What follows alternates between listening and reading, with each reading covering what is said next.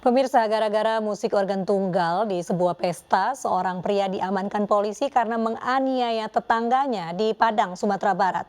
Salah satu korban meninggal akibat luka tusuk, sementara dua lainnya terluka. Petugas Polsek Lubuk Begalung mengamankan seorang pria usai terlibat keributan dengan tamu pesta pernikahan di daerah Pampangan, Kecamatan Lubuk Begalung, Kota Padang. Akibatnya, salah satu tamu meninggal dunia karena ditusuk pelaku dengan pisau, sementara dua lainnya luka-luka. Pelaku juga terluka di bagian tangan akibat terkena pisau, sehingga dirawat di Rumah Sakit M. Jalil Padang. Keributan berawal dari pelaku yang tidak terima orang tuanya dimarahi pemilik acara organ tunggal pesta. Pasalnya, orang tua pelaku menegur pemilik acara untuk menyelesaikan pesta, lantaran sudah larut malam. Ini kita sampaikan juga motif dari kejadian ini adalah sakit hati karena tidak diindahkannya teguran tersebut sehingga dari korban ini sakit hati karena ditegur datang untuk menyampaikan keberatannya. Namun pada sampai di depan rumah tersangka, anak tersangka marah dan melakukan penganiayaan terhadap korban. Akibat perbuatannya, pelaku terancam hukuman maksimal 15 tahun penjara. Dari Padang, Sumatera Barat, Budi Sunandar, iNews melaporkan. Oknum Kepala Badan Kepegawaian dan Pengembangan Sumber Daya Manusia Daerah Kepulauan Sangihe, Sulawesi Utara, dilaporkan ke polisi. Pelaku diduga melecehkan pegawainya.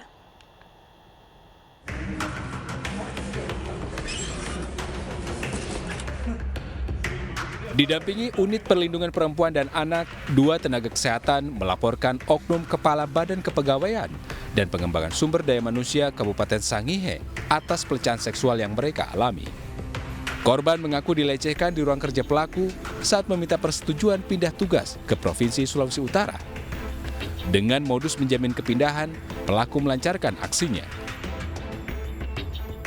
Di dalam ruangan, oknum BKD ini melakukan tindakan cabul dengan merangkul, terus mencium kepala, mengelus-elus. Ada juga korban yang melapor di... Kita tunggu, sekarang kan lagi diproses.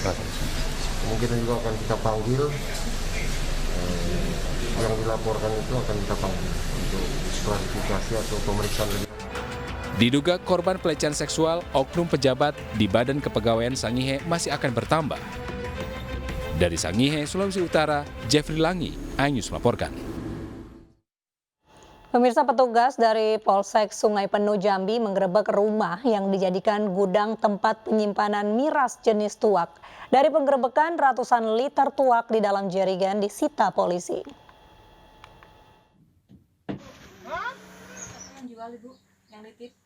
Sebuah rumah yang dijadikan gudang penyimpanan minuman keras jenis tuak di Desa Sungai Ning, Kecamatan Sungai Bangkal, Kota Sungai Penuh, Jambi digerebek polisi. Dalam penggerebekan, petugas menyita 210 liter tuak yang disimpan di dalam jerigen. Selain menyita ratusan liter tuak, polisi juga menyegel gudang miras. Penggerebekan ini merupakan tindakan kedua kalinya di lokasi yang sama. Kemudian kami menindaklanjuti laporan tersebut dan ini sudah kedua kalinya.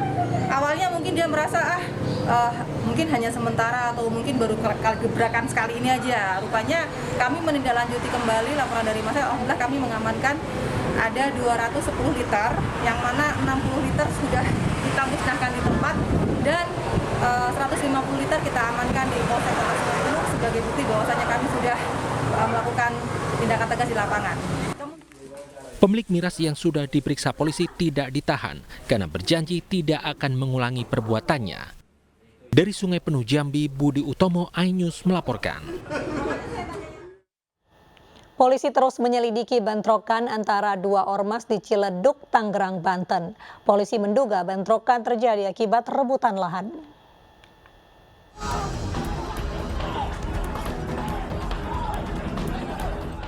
Inilah bentrokan yang terjadi antara dua kelompok massa dari Ormas Forum Betawi Rempuk dan Pemuda Pancasila. Bentrok terjadi di Pasar Lembang, Ciledug, Tangerang, Banten, Jumat malam lalu. Sejumlah orang terluka akibat senjata tajam. Menurut warga, kedua ormas ini memang kerap bertikai dan meresahkan warga.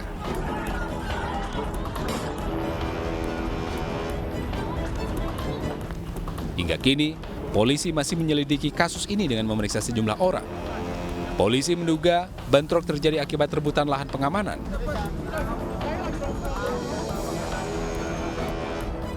Dari Tangerang, Banten, iNews melaporkan.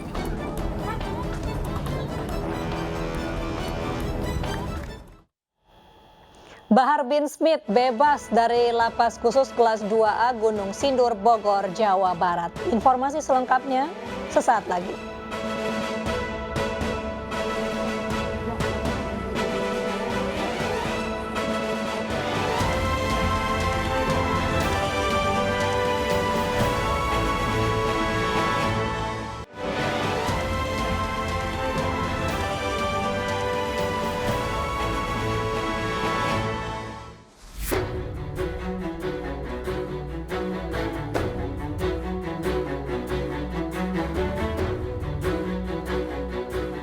Bahar bin Smith, pimpinan pondok pesantren Tajul Alawiyin, Minggu pagi keluar dari Lembaga Pemasyarakatan Khusus Kelas 2A Gunung Sindur, Kabupaten Bogor, Jawa Barat.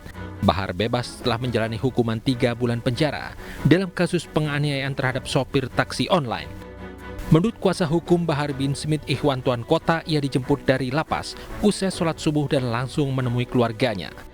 Dan beliau saat ini sedang di satu tempat berkumpul dengan keluarga, bercengkrama untuk kemudian kangen-kangenan, dan ucapan terima kasih untuk seluruh jajaran Lapas Gunung Sindur dan umat Islam Indonesia yang selama ini sudah membantu, mendoakan beliau, mendukung beliau agar beliau bebas hari ini. Dalam kasus penganiayaan terhadap sopir taksi online, vonis hakim lebih rendah dibandingkan tuntutan jaksa penuntut umum yang menuntut 5 bulan penjara. Sebelumnya, Bahar bin Smith juga dihukum 3 tahun penjara dalam kasus penganiayaan terhadap 2 remaja pada tahun 2019. Selama menjalani hukuman, Bahar total mendapatkan remisi sebanyak 4 bulan. Dari Bogor, Jawa Barat, Wildan Hidayat, iNews melaporkan. Pemirsa, Majelis Ulama Indonesia DKI Jakarta membentuk pasukan siber alias Cyber Army untuk melawan buzzer yang menyerang ulama dan Gubernur DKI Jakarta Anies Baswedan. Langkah ini pun memicu tudingan miring terkait dana hibah Pemprov DKI sebesar 10,6 miliar rupiah kepada MUI DKI Jakarta.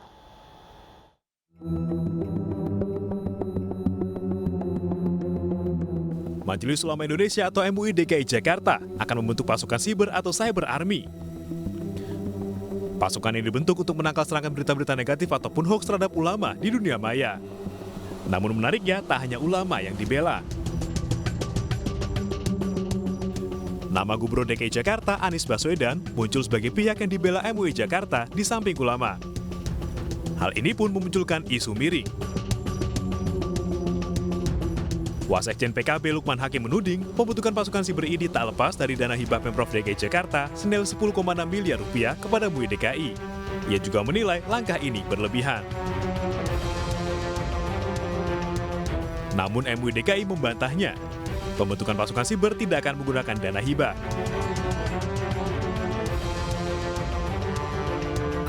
Ketua Umum MUI DKI Jakarta, Munahar Mukhtar, juga menyatakan tidak akan menganulir keputusan pembentukan pasukan siber karena dilakukan untuk membela kebenaran. Gubernur DKI Jakarta Anies Baswedan masih enggan berkomentar terkait hal ini. Sementara dalam kesempatan lain, Wakil Gubernur DKI Jakarta Ahmad Riza Patria menyebut semua organisasi memiliki hak. Sehingga ia menyilakan organisasi untuk melaksanakan hal-hal yang dinilai baik. Apa yang diyakini, dirasa baik, silakan dikerjakan, dilaksanakan. Ya. Semuanya boleh melaksanakan organisasi, apalagi keagamaan, organisasi kepemudaan, organisasi kemasyarakat, apapun silakan berkreasi, berinovasi, membuat program-program yang baik kepentingan masyarakat. Ya. termasuk cyber, karena sekarang zaman digital, zaman informasi, zaman media sosial.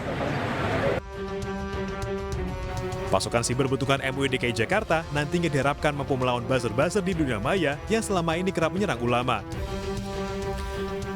MUI DKI Jakarta menyatakan langkah ini juga merupakan aplikasi dari salah satu program MUI untuk beramar makruf nahi munkar. Tim iNews melaporkan.